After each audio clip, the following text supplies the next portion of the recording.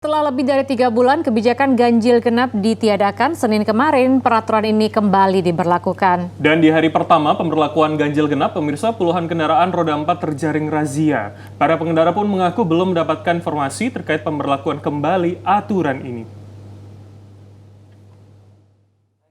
Pemerintah DKI Jakarta resmi menerapkan kembali kebijakan sistem ganjil genap kendaraan mulai Senin 3 Agustus 2020.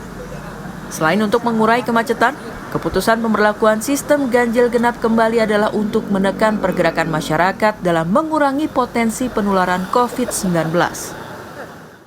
Salah satu ruas jalan yang diberlakukannya ganjil genap yakni di wilayah Bundaran Senayan, di mana wilayah ini terdapat cukup banyak pelanggarannya. Nah, terbukti ini sejak pukul 6 hingga 10 pagi ini sudah terdapat puluhan kendaraan yang melaju tidak sesuai dengan aturan ganjil genap yang ada.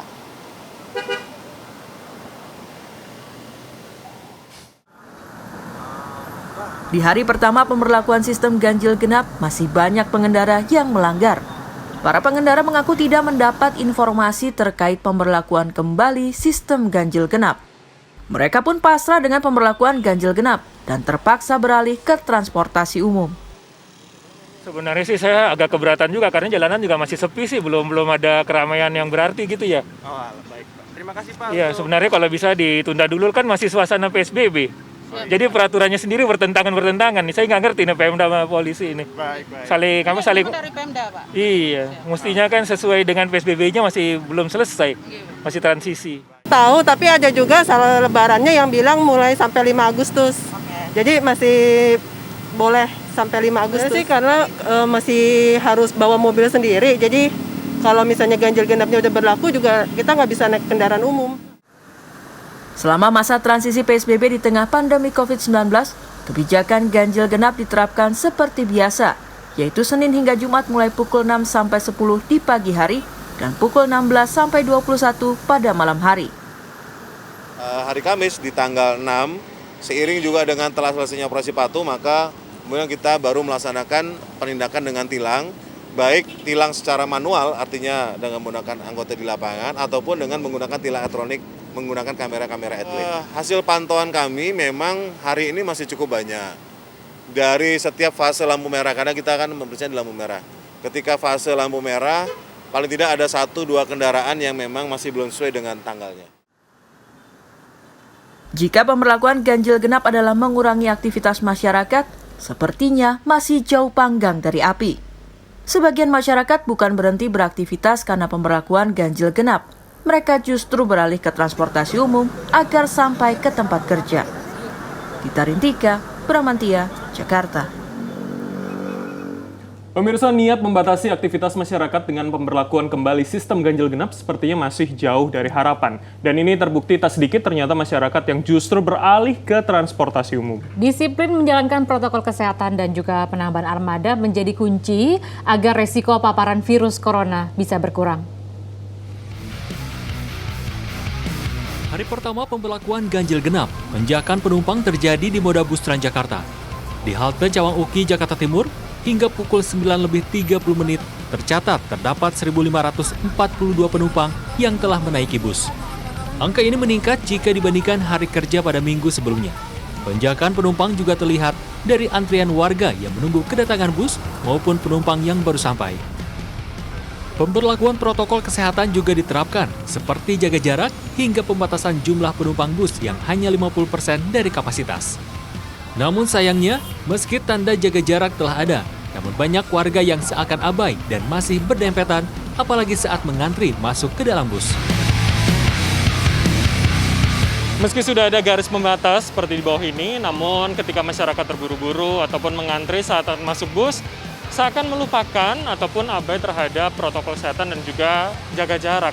Padahal saat kita menggunakan kendaraan umum, maka protokol kesehatan wajib tetap kita perhatikan untuk mengurangi penyebaran COVID-19 di ibu kota.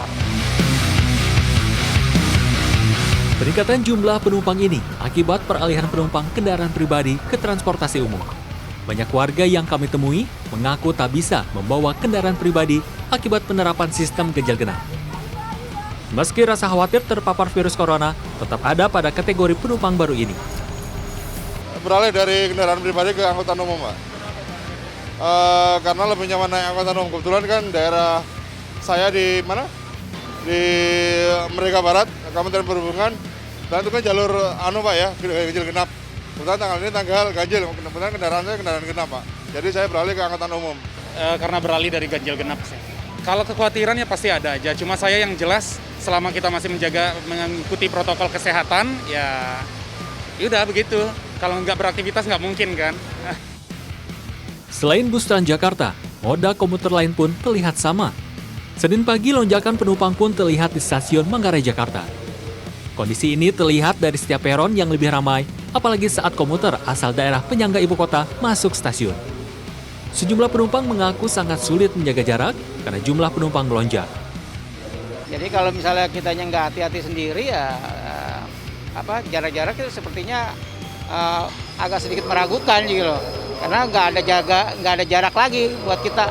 Kalau di dalam kalau udah sampai tengah-tengah tuh udah agak lumayan penuh lah. Hari ini ya karena mungkin ada peralihan dari Pemda DKI ya, masalah ganjil genap, jadi pada beralih ke naik kereta gitu. Terutama di Bojong sampai antri panjang kan kayak gitu, jadi kita harus dibatasi, terus pas masuknya juga dibatasi. Resiko paparan virus corona dalam transportasi umum lebih besar ketimbang warga menaiki kendaraan pribadi. Pengamat transportasi menyebut harus ada langkah substitusi dari pemerintah seperti menyediakan armada tambahan. Pemerintah harus bisa memberikan jaminan ataupun memberikan layanan transportasi umum yang higienis. Artinya transportasi umum yang diberikan itu jumlahnya harus bertambah, ya kemudian layanannya kesasarannya juga harus makin bertambah juga. Meski tidak signifikan, namun lonjakan penumpang ini cukup terasa jika kita bandingkan dengan minggu sebelumnya. Nah, inilah yang kemudian masih menjadi pekerjaan rumah tentunya, bukan hanya bagi para petugas maupun pihak stasiun, namun kesadaran dari para penumpang untuk tetap menjaga protokol kesehatan dan juga jaga jarak. Bram Herlambang, Daud Thompson, Jakarta.